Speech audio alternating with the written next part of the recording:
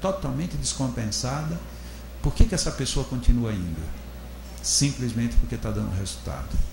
Agora dá resultado por quê? Porque, queiramos ou não, estamos acreditando que é possível. O que os Espíritos disseram está certo. No caso específico daquela senhora que eu estava falando, da enxaqueca, ela melhorou da enxaqueca. Só que nesse período ela começou a adquirir Parkinson. Ela já está com Parkinson há 8 anos. Você só nota que ela tem Parkinson na hora que ela levanta um prato, por exemplo, que aí treme. Mas fora disso você não percebe nunca que ela tem Parkinson. E nunca tomou um único medicamento para Parkinson. E os médicos dizem, como é que você não tem isso desenvolvido? Nós conseguimos resolver, mas não descobrimos aonde. Por quê? Porque a nossa pesquisa estava voltada para a enxaqueca. Então, sem querer, atingimos um ponto que cuida do Parkinson e ainda não sabemos o que foi isso. Mas é interessante, pelo menos já está aberto de que existe um caminho.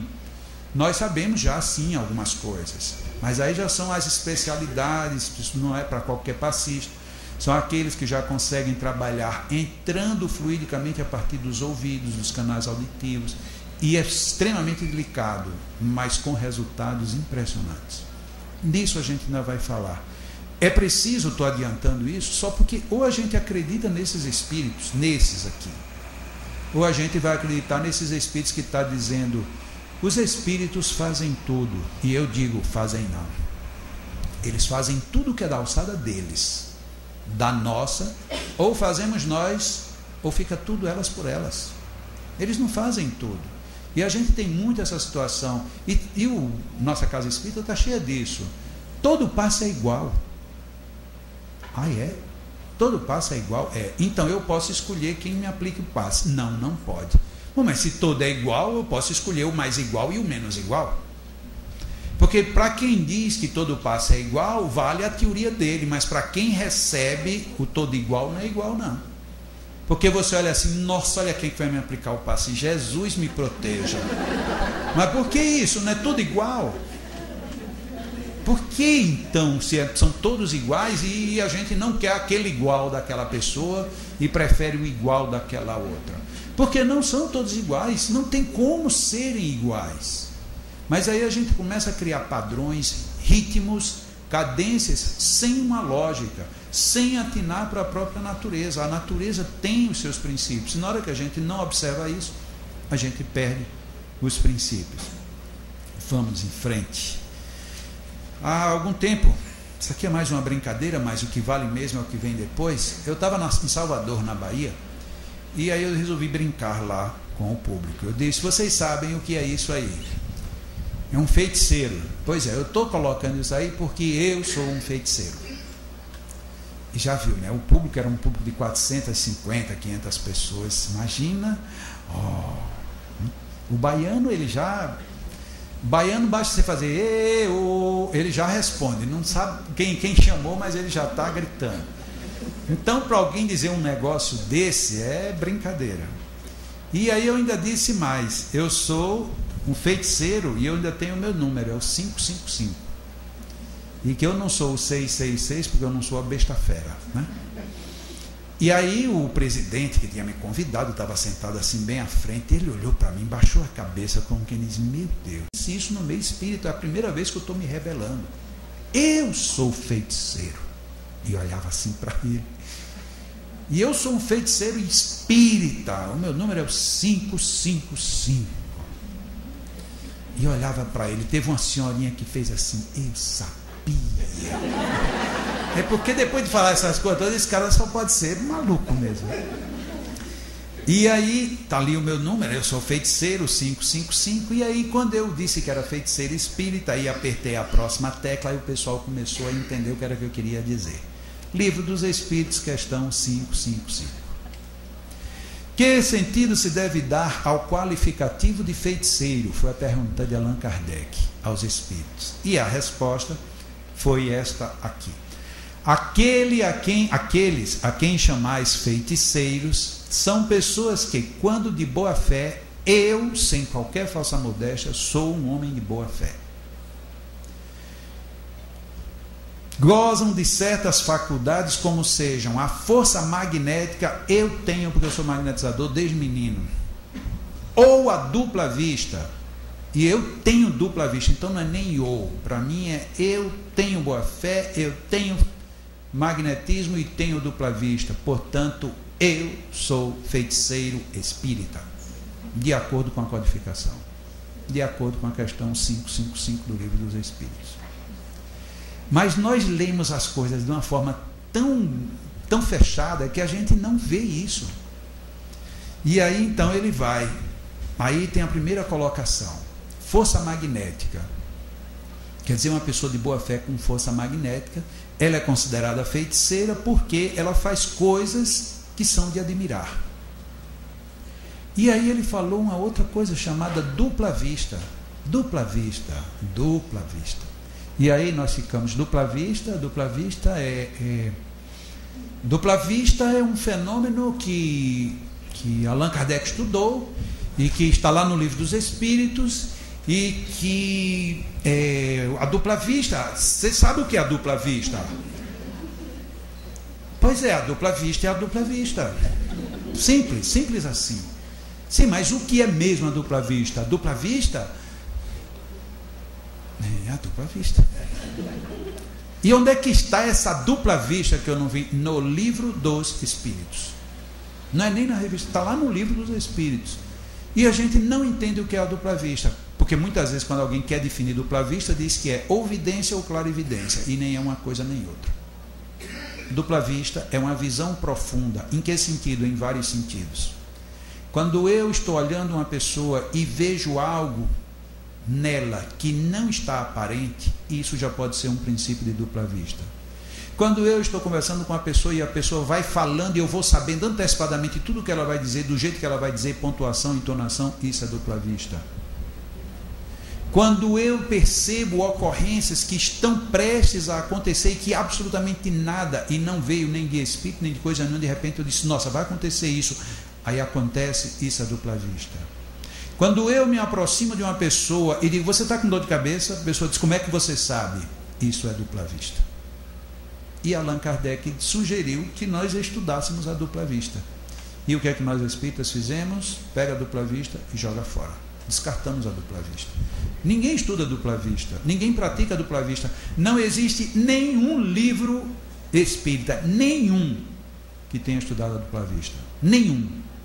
É impressionante. E está no Livro dos Espíritos. E tem mais, não só a dupla vista. Está num capítulo que é chamado Emancipação da Alma. Estados de emancipação da alma. Sono, sonhos, sonambulismo, dupla vista, êxtase e mais duas situações que nós simplesmente entregamos para o campo da patologia. Quais são? Catalepsia e letargia. O que é que nós fizemos dos sonhos no espiritismo? Lixo. Sonambulismo? Lixo. Dupla vista? Lixo. O próprio magnetismo? Está quase no lixo. Catalepsia, letargia? Lixo. Êxtase? Lixo. Está tudo no Livro dos Espíritos. E nós simplesmente passamos por cima. Aí o que é que acontece com o sonambulismo? Surgiram outras teorias fora. Saídas da própria base espírita. E aí quem fez fora pode fazer do jeito que quiser.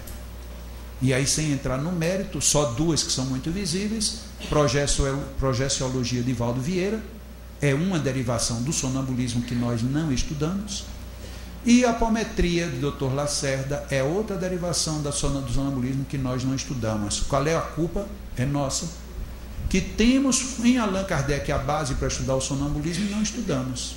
E na hora que a gente não estuda, simplesmente se perdeu. Allan Kardec era sonâmbulo. Allan Kardec diz que, quando escreveu o Livro dos Espíritos, ele tinha 35 anos de magnetismo. Mas na Revista Espírita, ele usou um outro sinônimo em vez de magnetismo. Ele disse, há 35 anos eu aplico sonambulismo. E esse homem a gente não segue, não. O que ele sugeriu nessa área, a gente simplesmente desprezou. Mas vamos ver agora na complementação de Allan Kardec, o que foi que ele disse, e foi por isso que eu chamei a atenção dessa questão 555, para que ninguém nunca mais esqueça. Porque aquela primeira que a gente viu foi também já não dá para esquecer, né? A segunda, deixa para lá, né? Vamos ficar só com a 555, muito bem. No comentário dele da questão 555, olha o que Allan Kardec coloca: o espiritismo e o magnetismo não é um ou o outro, é um e o outro, um mais o outro. O espiritismo e o magnetismo nos dão a chave de uma imensidade de fenômenos sobre os quais eu vou fazer a entonação. A ignorância, tecer um sem número de fábulas, em que os fatos se apresentam exagerados pela imaginação. Vamos em frente, vamos ver como Allan Kardec foi cruel nisso tudo. O conhecimento lúcido dessas duas ciências, quais são as duas ciências? Ok, espiritismo e magnetismo, que, a bem dizer, formam uma única. Ele foi enfático demais. Ele poderia dizer que formam apenas uma, mas ele disse uma única, para não ter dúvidas, mostrando a realidade das coisas e suas verdadeiras causas. Constitui o melhor preservativo contra as ideias supersticiosas, porque revela o que é possível e o que é impossível, o que está nas leis da natureza, e o que não passa, palavras de Allan Kardec, de ridícula crendice. Palavras dele. Nós estamos metidos nessas superstições, nessas fábulas e nessas ridículas crendices, demonstrando que ele tem razão. A ignorância é quem faz isso. Infelizmente, espiritismo e magnetismo são uma única e só ciência. Isso está em O Livro dos Espíritos, questão 555. Em março de 1858, no terceiro número da Revista Espírita, e daqui a pouco a gente vai ver aí, ele repete a mesma expressão. E 2 meses antes dele desencarnar, na Revista Espírita, ele escreve um artigo sobre magnetismo e diz a mesma expressão. Portanto, ele passou a vida dele de espírita sem mudar de ideia. Quem mudou fomos nós.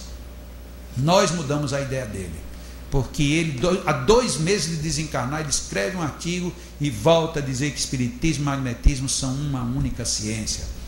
E aí nós fazemos que ciência espírita? A ciência espírita que a gente faz hoje é dizer reunião de desobsessão. Reunião de desobsessão é reunião de desobsessão, não é ciência não. Reunião mediúnica tem anotação, tem verificação, tem aferimento, tem o quê? Para dizer que uma reunião mediúnica é uma reunião científica. Era no tempo dele, porque ele anotava, ele avaliava, ele checava, ele pegava uma informação aqui, mandava buscar outra informação lá fora.